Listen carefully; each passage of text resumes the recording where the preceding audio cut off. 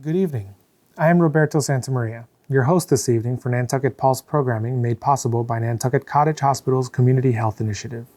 This is a special edition of Nantucket Pulse program that will air weekly covering the coronavirus impacts for the island and will provide urgent updates as they unfold. I am glad to be joined in the studio by Dawn Hill Holdgate, Chair of the Select Board. Christy Ferrantella joins us via Zoom. She is the interim president at the Nantucket Island Chamber of Commerce, as well as a member of the Select Board.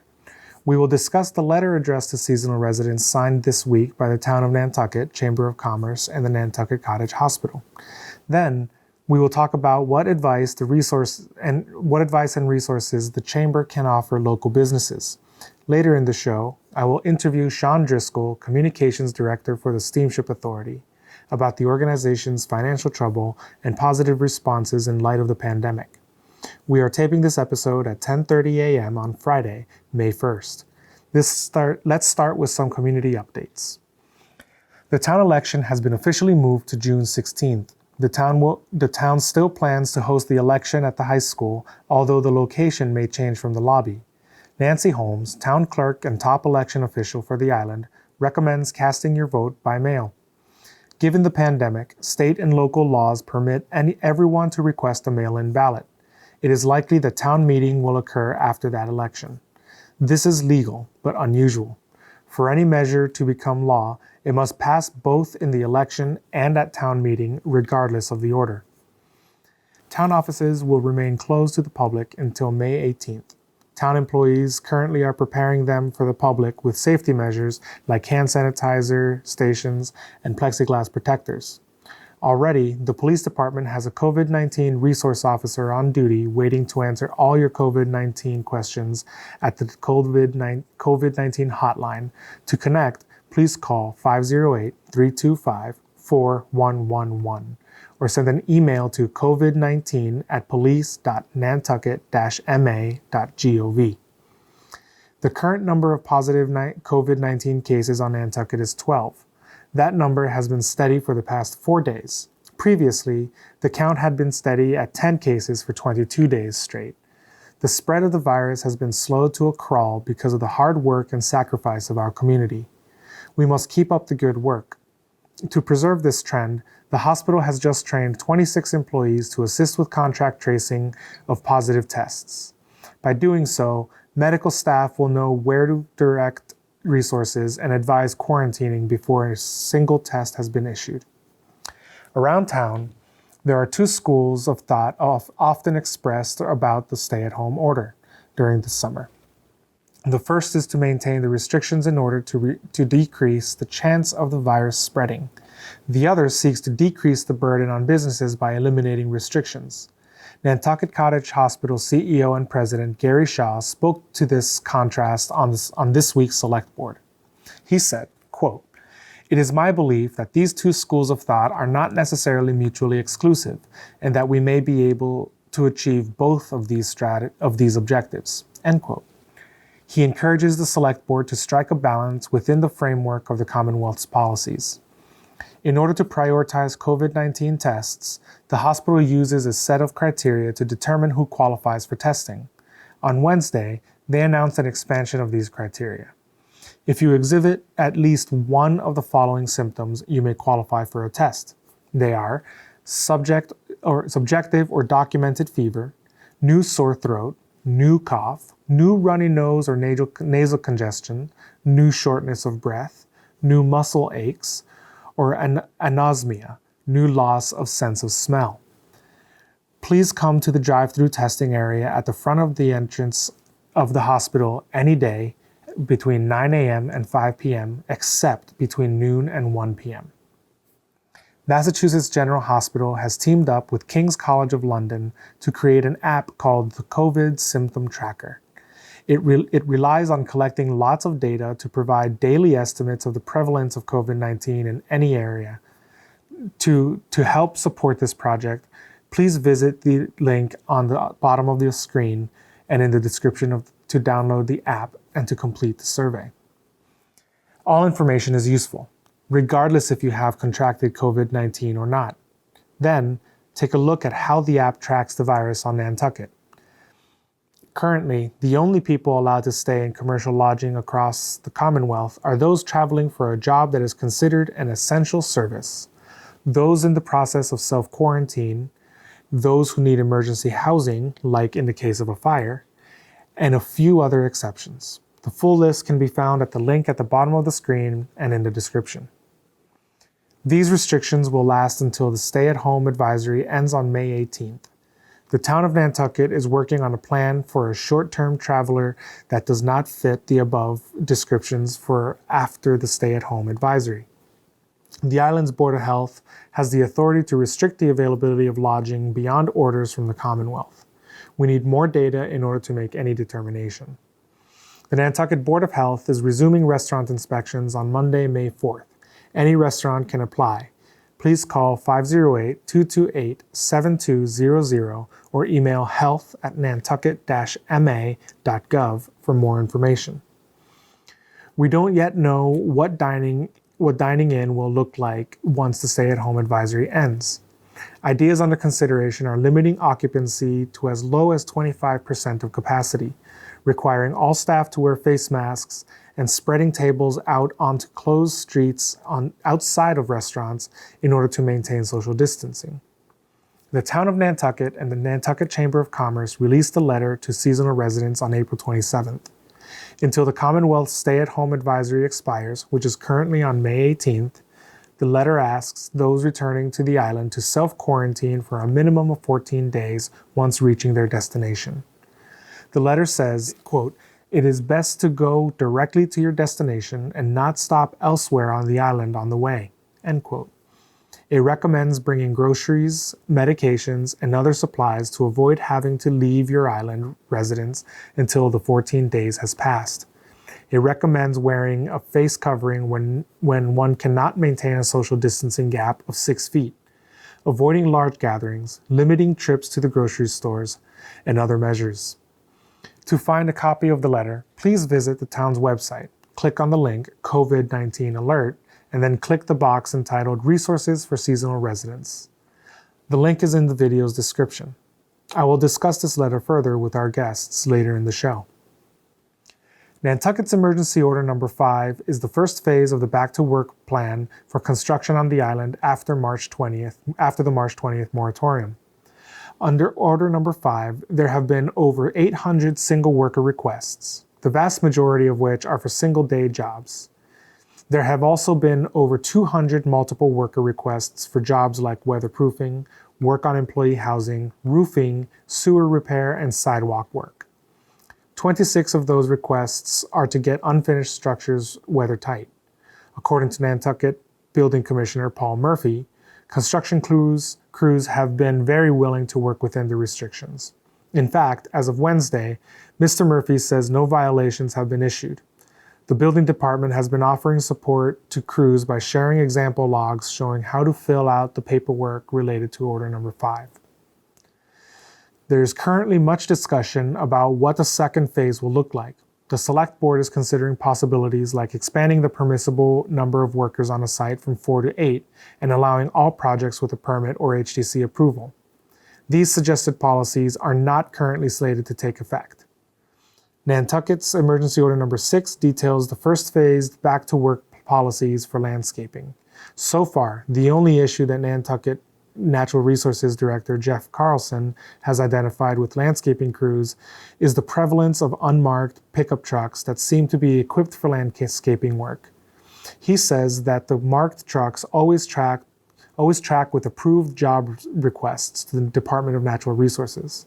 He cautions against crews trying to fly under the radar of Order Number 6 by using unmarked trucks. No back-to-work Phase 2 has been issued, but ideas are up for consideration, including increasing the size of crews from its current limit of 2. To find a copy of these 2 emergency orders, please visit the town's website, click on the link COVID-19 Alert, and then click the box entitled Emergency Orders. The link is in the video's description. You can find Spanish and Portuguese translations of these orders on that page as well. Governor Charlie Baker convened the Reopening Advisory Board that will write guidelines to reopen the Massachusetts economy in phases by balancing safety and business needs.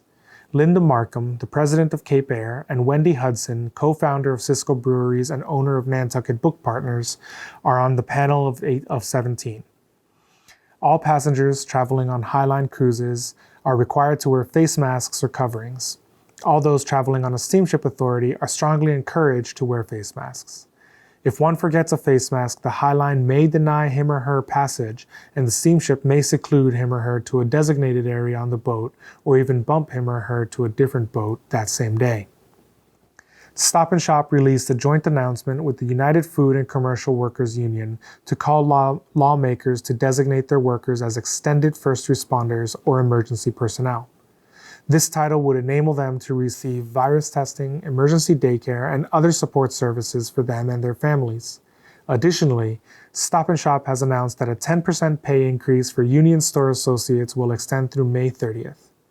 A public spokesperson for the grocery chain characterized current business with one word: busy. The Nantucket Chamber of Commerce reminds you to beware of scams when applying for financial support.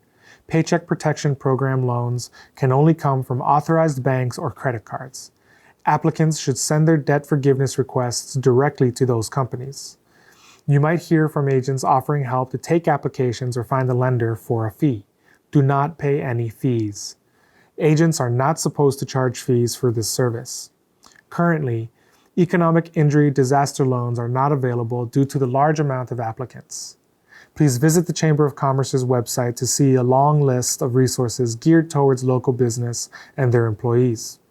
You will find useful items like a small business survival guide, links to free legal help, a summary of the differences among the financial assistance programs, tips for negotiating rent during the pandemic, and links to financial assistance resources, including those for nonprofits.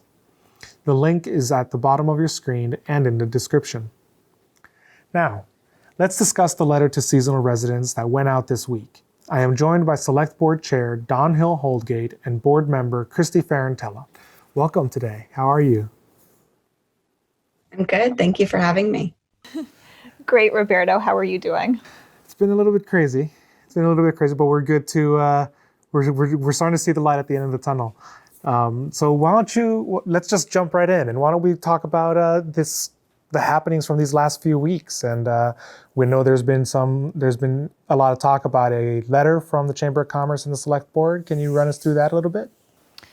Yes, there were a number of seasonal residents kind of asking what the appropriate path is in terms of returning to the island. And the hospital drafted a letter to try and address those issues and asked the town and the chamber to sign on to that letter. And it was met with a little bit of confusion. There were a couple of vague things in there that we've now clarified. And the biggest point, I think, is to look to what Massachusetts is doing in general. There is, if you are coming from out of state, there is a directive to please self-quarantine for 14 days. And as a community here that's a little bit more isolated by being 30 miles out to sea, we are asking that people take some sort of personal stock in whether they've been in a highly exposed area in terms of how they behave when they arrive on the island. Also, to consider bringing as many supplies with you as you can, but then also to look to the Chamber's website and the town's website for resources. There's many restaurants doing takeout and many food establishments doing curbside, and there's a lot, and there are a number of people who've taken to doing kind of concierge services of pre-stocking to really allow people to come and self-isolate as they need to, and then just looking to the other things that we're doing in terms of trying to wear masks when we're in the Stop and Shop and those kind of distancing behaviors that are necessary in these times. There's definitely a lot of things that are necessary. Christy, what have you heard from any of these from this letter? What have you heard on your side from the Chamber's perspective? Yeah, so seasonal homeowners were reaching out and very thrilled to have guidance A lot of them, like Don mentioned, are looking to come back for the season and really wanted to join into our success. We've had very low rates of COVID on the island, and they wanted to make sure that they were coming here safely and keeping our community safe. So we had a lot of good feedback in that arena. A lot of businesses were concerned, which is why we issued that clarification that this is really the governor's guidance and it's through May 18th. It wasn't an intention to have people start canceling July and August and thinking that they had a quarantine over the summer. So that clarification has really helped, and we've received a lot of good feedback from that. We're very optimistic that we can have somewhat of a summer and just keep putting out the guidance through the hospital, the chamber, and the town about how to come here safely and how to keep our community safe. Excellent. And one last question before we move over to all the chamber updates. From the select board perspective, for both of you, anything new, anything you're looking into, anything you're looking forward to in the next few weeks in the agendas? I think we're really just trying to continue to navigate our community response to this epidemic, and try to get things as close to back to normal as possible to function in some safe ways. We're looking at this is here to stay for a while, unfortunately, and we've been so successful. As Christy said, how do we continue to be really successful in practicing good behaviors, but still continue to function as a community? Well, Christy, if there's anything you would like to add on that?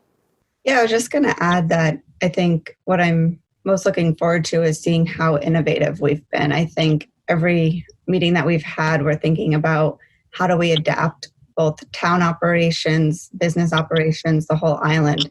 And I just think it's been very encouraging to see how we can all work together and kind of reopen the economy slowly while maintaining that safety. But we're really thinking out of the box, and it's been inspiring to be part of this board during this time. And we all got to look at creative ways. We've started talking about some things like potential closing down of streets to set up tables to allow food service to continue in a safer way, and just really adapting as much as we can. Yeah, no, it's really exciting to see all the new creativity that we're seeing on the island. I really want to see what the business sides do in this summer and moving into the summer as we move on to reopening our economy. Along those lines, Christy Ferrantella, president of the Chamber of Commerce, what updates do you have today for us? Yeah, so everything, of course, is moving fast. There's new updates every day. This week, the PPP, the Paycheck Protection Program, reopened. It had additional funding from Congress. They were first funding people who have already applied and then opening up for new applicants. So that is still a program, a federal program to help businesses rehire, and it is a forgivable loan if you use it appropriately for payroll and other expenses, mostly for payroll. Unfortunately, we did hear that the EIDL, the EIDL economic injury disaster loan through the SBA is no longer going to accept any new applications. However, if you've already applied, they are still processing those, and they are starting to process those advancements. The advancement was originally up to $10,000. We're fined now it's $1,000 per employee. We've heard of nonprofits and for-profits and other businesses all getting the advancement, so it is starting to see some money trickle down into businesses. So that's an update on the economic business relief. Other updates is our businesses are just, again, trying to think collaboratively and creatively. The Lodging Association had a meeting this week to really discuss how they can adapt and how their business can strive. We are hoping to hold some other roundtables in the next week to 10 days to hear about other industries. I think everybody is really starting to get creative. Christy, one of the things that I keep hearing in regard to the PPP loan, unfortunately, from island businesses, is that it's not with the rules that have been put on it and them not being open, particularly like restaurants that aren't able to operate right now under the state directives. They can hire back their staff, but they have to use that payroll over the next 8 weeks from when they receive the money. And in addition, they can only use 25% on things like rent and utilities. And some of their rents are actually like the really big ticket items on this island. So they're just, have you been hearing that that they've been struggling with some of the parameters? Definitely. Kind of right from the start, when we started to really hear the rollout of the PPP program, we realized how much it doesn't work. It didn't work for applying for seasonal businesses. And now we're hearing with, everything being shut down, it's causing even more frustration. We have been talking to people like Dylan Fernandez and Julian Sear, writing letters to Senator Markey. The U.S. Chamber of Commerce is also advocating for changes. They're looking for extensions past June 30th and some other waivers so that it doesn't have to be used within the first 8 weeks. But those are things that we're hoping for clarifications, but it is frustrating at this time that it doesn't work for businesses. The Chamber has been looking for other relief funds. So we are working to see if we can get federal funds through the Community Development Block Grants, which comes from HUD, which is the Housing and Urban Development from the federal government. And those funds might be able to trickle down to small businesses here. So we're working on advocating for our local economy and truly trying to find any source of funding as possible. Have you heard of any of the programs here on the island? How are they doing? Like Act Saves or the Community Foundation program? Yeah, those are doing extremely well, and those are helping our individual workers and community members, keeping food on the table, being able to pay rent. Act Saves has been very successful in raising money for the food, fuel, and rental assistance. Unfortunately, none of these funds can go to businesses and help pay for their large rent or mortgage payments. So we're still looking for ways to help businesses. At the end of the day, these employees will have to go back to work, and we want their business to be there when they're ready. And one last question, Christy. For those who want to renegotiate their rents, what does the Chamber of Commerce recommend for those types of businesses that are in these sorts of situations? So we're recommending each person go individually into renegotiating their rent. We've heard from experts and lawyers that trying to go in as a group is not recommended. Each person has different terms. And so every time somebody reaches out, we're recommending that you contact your landlord and start those conversations. The Chamber's website does have resources. There was a webinar that has information that it's on our website, and we also have a letter that is a template for you to start that conversation with your landlord. So Christy, thank you so much. We really appreciate all the insight from the Chamber of Commerce. If anyone wanted to reach you, what website should we use? NantucketChamber.org. So nantucketchamber.org. Christy, Don, we really appreciate you joining us today. If you have any questions, please reach out to any of us, and all these links should be in the description of the video for today. Thank you. Thank you. Thank you. And now joining us via Zoom is Sean Driscoll, the Communications Director for the Steamship Authority. Sean, how are you doing today? Good, Roberto. Thank you. Thank you. Thank you for joining us. So we have a few questions for you. If you don't mind, we'll just jump right in. Sure thing. So one of the first question that we have for you that's been here for the public is, if the steamship doesn't receive the financial assistance, will it run out of money? If so, what would happen? Well, what we've projected is that the cash we had on hand when we sent this letter to Governor Baker was that we had enough operating cash to get us through May 31st. So at that point, assumed that we had pretty low traffic and we weren't really bringing in any money in terms of receipts.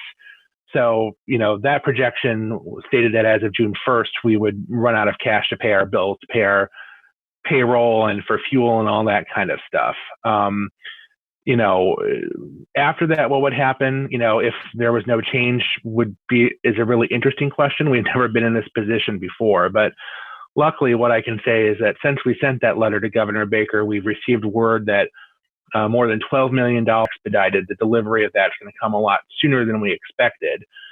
So we expect to have that cash on hand in the next couple of weeks, which is going to greatly improve our cash position and allow us to keep running. We're projecting right now through the end of July. So that May 31st date looks, for all intents and purposes, to be pushed out another couple of months. So we've had good news even since we sent that letter to Governor Baker, but we still are working on a long-term solution because our revenues have been so far down, traffic has been so far off that we're still going to run into sort of a systemic problem in a few months, but we've got a lot more time to find solutions for that. Okay. And from what you've seen in comparison to a normal day in the late spring, what's been the maximum percentage of decreased traffic, and what is the maximum that you can see so that the steamship can withstand that over the next few months?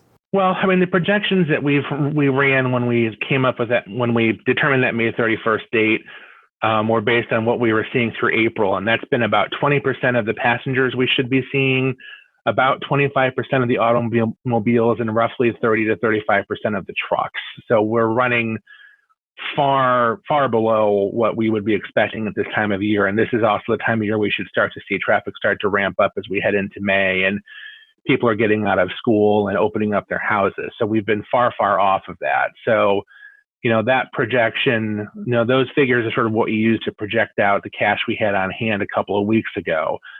And obviously if traffic were to go down more, that date would move forward. If we had more traffic, that date could move up. It's not an exact science to predicting obviously what the traffic is going to be, but we're running far, far below what we should be this time of year, which is, part of why we've cut back our schedule so much, but also part of a large reason why we're in sort of the cash position that we're in. So what is the plan if if the financial assistance doesn't come? Well, as I said, we did get that $12 million expedited, the delivery of that from the federal government. So that's going to help us out greatly. We're also pursuing a line of credit of $10 million from some local institutions that would give us a little bit more breathing room, although that's something we would want to access only in an emergency situation. But luckily I can share, we've had a lot of really productive conversations with, people at the state government level and our federal congressional delegation about sort of the unique situation that we're in that we're 100% funded by our fare box. We're not funded by the state at all. And, we have this limitation on how much cash we can have on hand by law. So we don't have a rainy day fund that we can really draw on. So we're in a unique situation. It's going to take a unique solution to find that way out of that. But we have every confidence, that we're going to be able to do that. Everyone at the state and the federal levels of government has been really receptive to us, and we've had a lot of really productive conversations about it. And they're, understanding sort of the path that we need to be on to find some kind of solution for some additional aid to us. So, we have every confidence that it's going to take a unique solution, but we have every confidence we're going to find one. Excellent. And do you have a firm date for the Fast Ferry INO? We don't right now. We're having those discussions internally. Obviously Memorial Day is coming up. So there's a question about what that's going to look like. Right now our schedules are out through May 14th and the IANO is not on them. So it's at least not coming back in the next couple of weeks. And in terms of beyond that, that's something that we're trying to figure out what level of service will be appropriate as we get closer into what would have been the summertime. Okay. And then, well, moving back to some of the COVID-related questions, we see some announcements being made about face masks. Would you mind touching upon those? Sure. So, all along our position has been that we, as a public entity, we can't deny people access to the boats because of whether or not they're wearing a face mask. There hasn't been a declaration from Governor Baker that face masks are mandatory in public, nor from the federal government.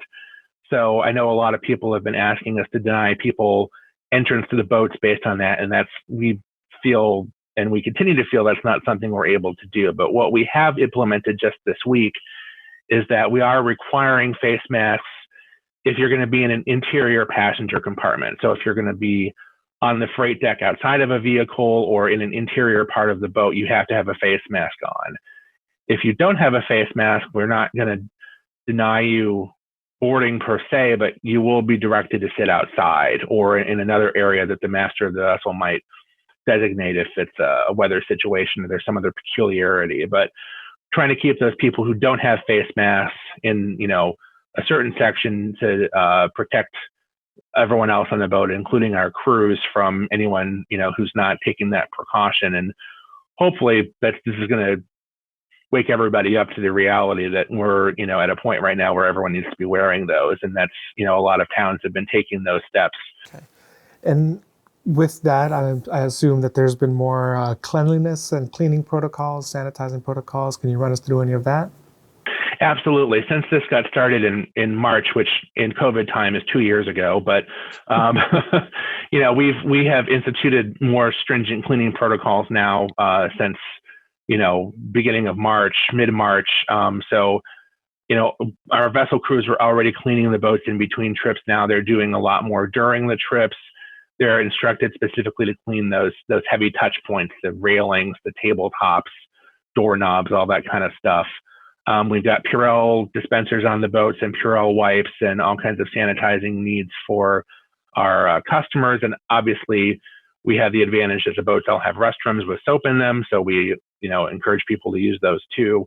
The buses are cleaned once every 4 hours. The terminals are being cleaned once every 3 hours or so. So we have upped, what was already a pretty good cleaning regimen in the light of all this to make sure that we're keeping everybody as safe as possible. And Sean, what is the opinion that Governor Baker's response that the steamship's financial health is actually not a state issue? Well, Roberto, what I can say is that we've had active conversations with people at the state and the federal levels. We've talked to people in the Office of Administration and Finance and the State Department of Transportation about our situation before and since Governor Baker's remarks. So we're actively engaged with them. They're actively engaged with us, and we feel really good about the conversations and sort of the understanding that we've developed, and that they're working hard on our behalf to find a solution. One last question. We're just wondering how the mood is with the staff out there. I hope everyone's doing well. Sure, and I don't necessarily want to speak for everybody, but I know that the people I have talked to, everyone's doing their job, and they're doing it in a very professional way, and they understand the importance of the service that we're providing and being the lifeline to Nantucket and Martha's Vineyard. Obviously we need to keep our ship afloat, figuratively and literally, to be able to get the goods and services and people to the islands as they need to go. So everyone takes that really seriously. I know there's a lot of concern out there, as there is for everybody who's on the front lines of keeping themselves healthy. We've been working very hard to source masks for everyone, and all of our employees should have multiple of them, if not now, then in the very near future.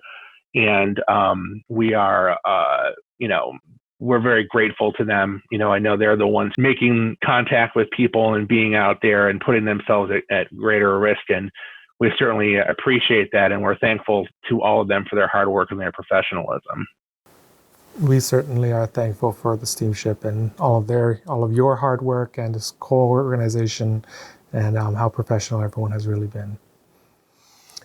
Sean Driscoll, we really appreciate you spending your time here today, taking time out of your day. We know you're really busy, and we really thank you for all the work that you're doing. Thank you, Roberto. Stay safe.